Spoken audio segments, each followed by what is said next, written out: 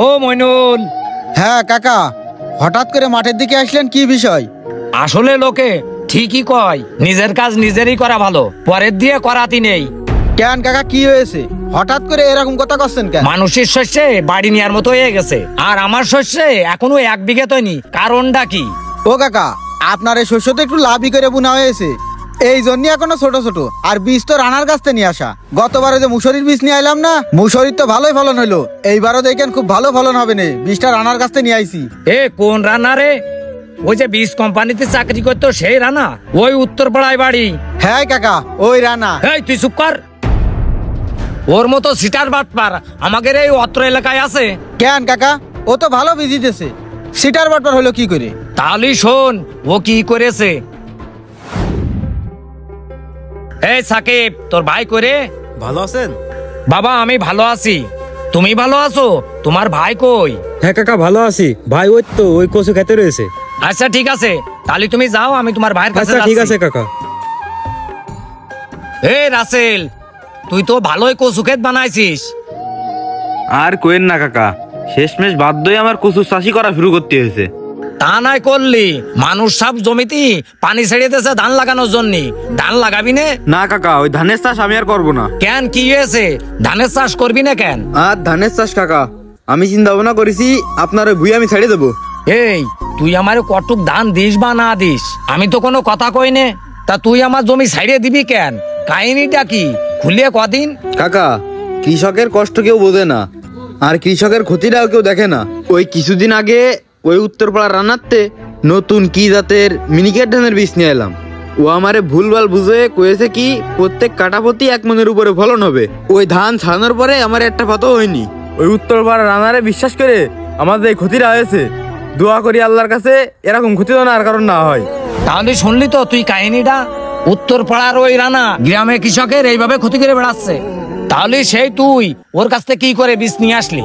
আমি তো আর এত কিছু জানি না কাকা, এবার যখন জানতে পারলাম তাহলে তোর কাছে আর বীজ নেবো না, ওই কৃষি অফিসে যাই তারপরে বীজ নেব। তুই ভাতি বাসা বাদ দে, বাদ দিয়ে ওই বড় বইতে যা, গোবরের সারটা ছাড়াই দিয়ে আয়। তাহলে আমি চলে গেলাম। আচ্ছা ঠিক আছে। ও মইনুল ভাই, মাঠের তে আসলে নাকি? আসো ভালো? হ্যাঁ আসি ভালো। ভাই করছি কি, নতুন একটা বীজ আইছে, নিবা নাই? তোর বীজ, তোর তার বীজই নেবো না। আরে ভাই, এবারকের বীজ 1 নম্বর বীজ, আপনি নিয়ে ট্রাই করে দেখেন। এই বীজ যত 1 নম্বর হোক আমি আর নেবো না ভাই। তোমার আমি বিশ্বাস করে ওই শস্যের বীজটা নিলাম, নিয়ে বুনলাম, সবার শস্যই ফুল এসে গেছে, আর আমার ওই শস্য এখন 1 বিঘে কি রয়েছে। তুমি ঠিক মতো সার পানি দাওনি, তাহলে বীজের দোষ না তোমার দোষ? তাহলে তুমি ভাবে দেখো। আরে চুপ করো দিন, ঠিক মতো সার পানি দিনি মানে? আমি কি নতুন চাষ করতেছি নাকি নতুন চাষ শিখতেছি? আমি ঠিক মতো সার তেল পানি সবই দিছি, কিন্তু তোমার ওই বীজটা ভালো না ভাই, এটা তুমি স্বীকার করো। আরে ভাই, তোমার যে শস্যর বীজটা দিছি ওটা 1 নম্বর বীজ।